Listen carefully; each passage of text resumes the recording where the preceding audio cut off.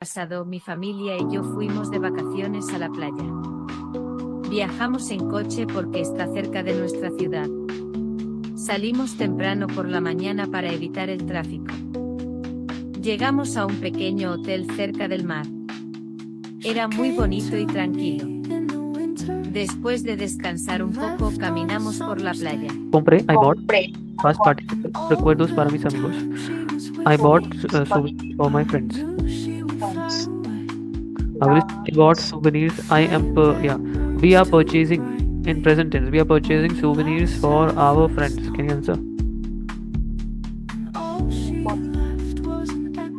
How will it be?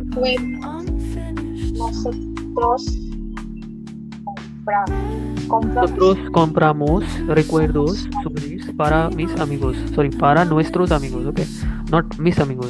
The possessive pronoun will be nuestros amigos. So we'll be doing it in detail. Want to learn Spanish and open doors to new opportunities?